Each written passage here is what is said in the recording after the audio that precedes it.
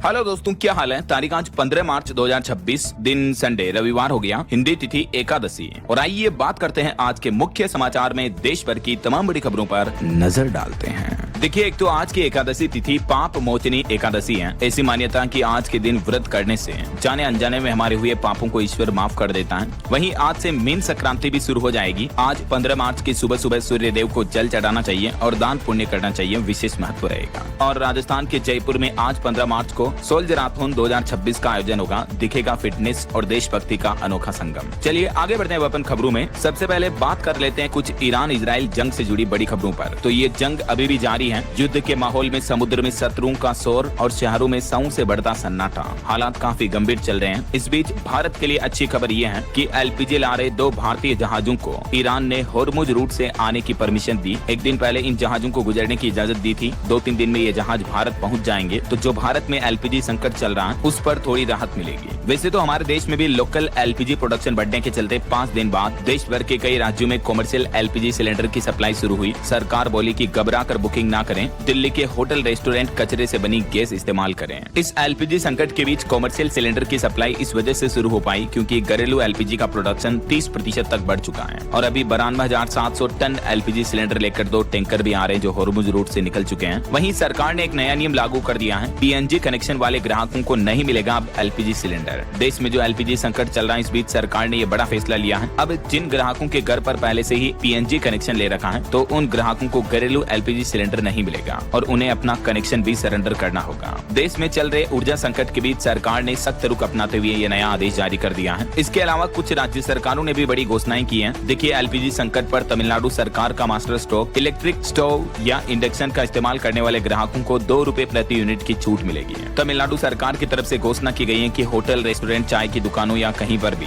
Gas के बजाय बिजली से खाना बनाना शुरू किया जाएगा और उन्हें अतिरिक्त बिजली खपत पर 2 रुपए प्रति यूनिट की सब्सिडी भी दी जाएगी। जहां देश भर में एलपीजी संकट चल रहा है, इस बीच तमिलनाडु राज्य सरकार ने यह बड़ा फैसला लिया है। होटल्स, रेस्टोरेंट्स वगैरह सभी को इंडक्शन कुकिंग पर 2 रुपए प्रति यूनिट बिजली की सब्सिडी दी जाएगी। तो ऐसे में ये ऊर्जा संकट है या तमिलनाडु सरकार का चुनावी दांव है? आपकी क्या राय है इस पर कमेंट करके बताइएगा जरूर। वहीं राजधानी दिल्ली एनसीआर में भी अब लकड़ी जला करके भी बना सकेंगे खाना होटल रेस्टोरेंट वाले। सरकार की तरफ से ये परमिशन मिल चुकी है। एलपीजी संकट के बीच ये राहत दी गई, वरना दिल्ली में तो प्रदूषण के चलते इतने दिन होटल वालों को लकड़ी पर खाना बनाने की पाबंदी थी। लेकिन क्योंकि अभी एलपीजी गैस सिलेंडर मिल ही नहीं रहे हैं तो इसलिए ये छूट दी गई है। कई सारे मार्केट एक्सपर्ट्स की तो ये भी चेतावनी है कि अगर ईरान का स्ट्रीट ऑफ होर्मुज रूट 3-4 सप्ताह नहीं खुला तो दुनिया भर के मार्केट में बड़ी क्राइसिस देखने को मिलेगी ऑयल और गैस की सप्लाई में। हमारे पड़ोसी देश नेपाल में तो देखिए सरकार ने ये नियम लागू कर दिया है। आधा भरा हुआ सिलेंडर ही दे रही है सरकार, क्योंकि नेपाल में भी रसोई गैस के लिए लंबी कतारें लग रही हैं। तो इस बढ़ती कमी के बीच सरकार ने लोगों को आधा भरा सिलेंडर देने का फैसला किया है।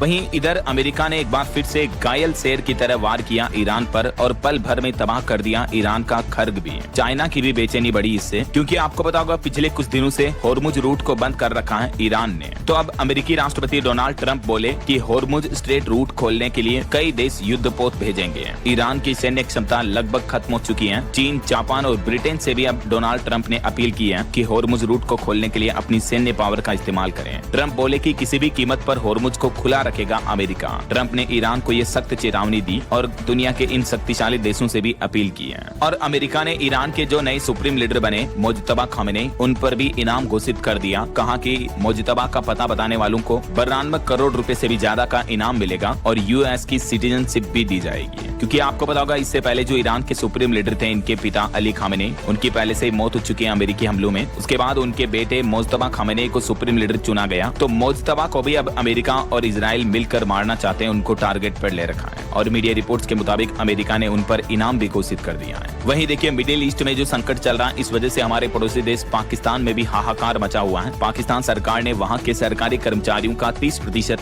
वेतन काटने का भी आदेश दिया। पाकिस्तान के प्रधानमंत्री शहबाज शरीफ सरकार ने। और युद्ध के जंगी हालातों के बीच हमारे देश में भी कई एयरलाइंस कंपनियां किराया बढ़ोतरी की घोषणा कर चुकी हैं। तो देखिए, एयर इंडिया और इंडिगो के बाद अब अकाशा एयरलाइंस की भी टिकट महंगी होगी। घरेलू और इंटरनेशनल फ्लाइट्स पर आज से ही 1300 रुपए तक का स्पेशल फ्यूल सरचार्ज वसूलेगी अकाशा एयरलाइंस एयरलाइंस कंपनी भी है। आकाशा एयर की तरफ से ये बड़ी घोषणा की गई, 15 मार्च से आकाशा एयर के टिकट भी महंगे हो जाएंगे। इससे पहले आपको पता होगा ऑलरेडी एयर इंडिया और इंडिगो भी अपने टिकट महंगे कर चुकी हैं, तो हवाई सफर करना भी महंगा होगा आम आदमी के लिए। फ्यूल सरचार्ज कंपनियां इसलिए बढ़ा रही क्योंकि इन कंपनियों के लिए भी जो हवाई ईंधन आता है उसकी कीमतें बढ़ चुकी हैं इन युद्ध के हालातों में। तो ये तो कुछ जंग की स्थितियां चल रही हैं। और चलिए आगे बढ़ते हैं अब अपन खबरों में। देखिए अगला अपडेट, लद्दाख एक्टिविस्ट सोनम वांगचुक की रासुका हिरासत रद्द की गई। केंद्र सरकार ने लद्दाख में शांति और बातचीत पर जोर दिया और आखिरकार कई दिनों बाद अब सरकार ने सोनम वांगचुक पर लगा एनएसए एक्ट भी हटा दिया है। 170 दिन बाद सोनम वांगचुक राजस्थान की जोधपुर जेल से रिहा हुए, वरना इससे पहले लेह हिंसा के बाद इनको हिरासत में लिया गया था, आपको पता होगा।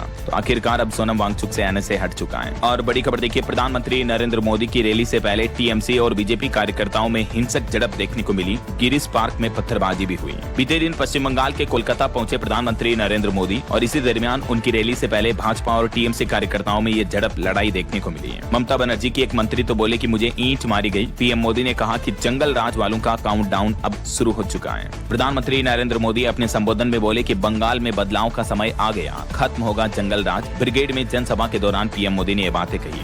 वहीं कोलकाता में जनसभा करते हुए पीएम ने करीब 18,680 करोड़ रुपए की विकास परियोजनाओं का शिलान्यास भी किया। इससे पहले पीएम ने असम राज्य में भी 19,480 करोड़ रुपए की परियोजनाओं का शुभारंभ किया और विपक्ष पर भी निशाना साधा। चलिए अगला अपडेट आ रहा दोस्तों, उत्तर प्रदेश में स्टूडेंट की जो मार्कशीट आएगी वो अब न फटेगी न भीगने पर खराब होगी। यूपी बोर्ड मार्कशीट में 16 नए फीचर जोड़ने जा रहा है। मतलब स्पेशल पेपर की मार्कशीट दी जाएगी अब स्टूडेंट्स को, जो पूरी तरह से वाटर प्रूफ, फायर प्रूफ होगी। ऐसा चलिए बड़ी खबर आ रही, भारत बनेगा ग्लोबल शिप बिल्डिंग का हब। हमारे देश में बनेंगे 456 जहाज, 19,748 करोड़ का दांव है। जी हाँ, भारत सरकार ने देश को वैश्विक जहाज निर्माण केंद्र बनाने के लिए यह बड़ा कदम उठाया है और केंद्र सरकार की तरफ से यह मंजूरी दी गई। वहीं खबर है, आयुष उत्पादों की पहुंच अब हुई आसान। केंद्रीय मंत्री ने जेप्टो पर समर्पित आयुष स्टोर का भी उद्घाटन किया। देश के वाणिज्य मंत्री पीयूष गोयल बोले कि भारत ब्रिटेन मुक्त व्यापार समझौता तेजी से आगे बढ़ रहा है, जल्द ही लागू होने की उम्मीद है। और टेक न्यूज से खबर है, पेटीएम यूजर्स के लिए खुशखबरी, अब घर आएगा आपका digital gold. Paytm UPI payment company की तरफ से नई शुरुआत की जा रही है। फिजिकल डिलीवरी होगी अब गोल्ड की। अगर आप पेटीएम से डिजिटल गोल्ड खरीदते हो तो उसे आप फिजिकली कन्वर्ट करके अपने घर पर मंगा सकेंगे। ऐसा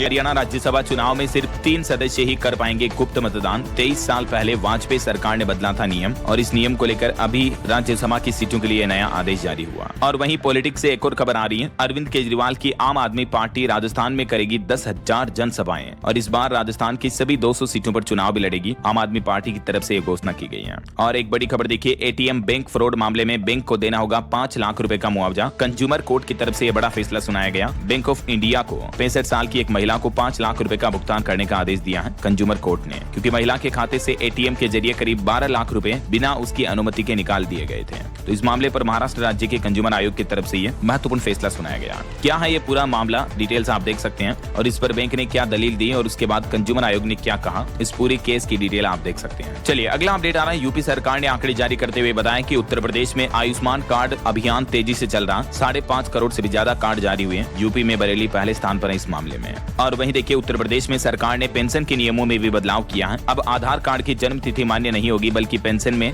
जन्म तिथि के सत्यापन के लिए आपको कुछ और डॉक्यूमेंट्स भी सबमिट करने होंगे। इस नियम की विस्तृत जानकारी मैंने आपको कल ही डिटेल में बताई थी। अब इन दस्तावेजों को मान्यता दी गई है, तो पेंशन पाने के लिए डेट ऑफ बर्थ वेरिफिकेशन के लिए आपको ये डॉक्यूमेंट सबमिट करने होंगे। और खबर देखिए दोस्तों, अभी एक दिन पहले जो महिलाओं के पीरियड पेड लीव पर सुप्रीम कोर्ट ने जो टिप्पणी की थी, उसके बाद अब इस पर भी विवाद पैदा हो गया। महिला अधिकार कार्यकर्ताओं ने कहा कि ये एक असंवेदनशील सोच है। सुप्रीम कोर्ट ने पीरियड लीव को अनिवार्य बनाने वाली मांग की याचिका को खारिज करते हुए कहा था कि ये नियम लागू करने के बाद महिलाओं को नौकरी मिलने में मुश्किल हो सकती है। इस टिप्पणी की महिला अधिकार कार्यकर्ताओं ने आलोचना की और कहा कि इसे महिलाओं के स्वास्थ्य व अधिकारों के प्रति असंवेदनशील बताया गया है। यानी देखिए, मतलब एक ही मुद्दे को लेकर अलग अलग लोगों की अलग अलग सरकारी डिपार्टमेंट और जुडिशरी की वैचारिक मतभेद देखने को मिल रहे हैं। बाकी इस पर आपकी क्या राय है? सुप्रीम कोर्ट के इस फैसले के बारे में विस्तार से मैंने आपको कल बताया था। वहीं खबर है दोस्तों, न दवा काम आई न दुआ काम आई। इच्छा मृत्यु के लिए अब एम्स शिफ्ट हुआ हरीश। बेटे का दर्द खत्म करने के लिए माँ बाप ने दिल पर पत्थर रखा। अभी 2 दिन पहले आपको पता होगा, सुप्रीम कोर्ट ने पहली बार हमारे देश में इस केस के मामले में इच्छा मृत्यु की इजाजत दी थी। राइट, यूपी गाजियाबाद के ये हरीश राणा, तो इनके माता पिता ने अपील की थी। तो आखिरकार सुप्रीम कोर्ट की इजाजत के बाद भारत में पहली बार इच्छा मृत्यु की प्रक्रिया शुरू हुई। हरीश राणा एम्स लाए गए। अब धीरे धीरे उनका लाइफ सपोर्ट सिस्टम हटाया जाएगा और ये बेटा जो उनका 13 साल से कोमा में है, उनको अब इच्छा मृत्यु दी जाएगी। चलिए टेक न्यूज से बड़ी खबर आ रही, इंस्टा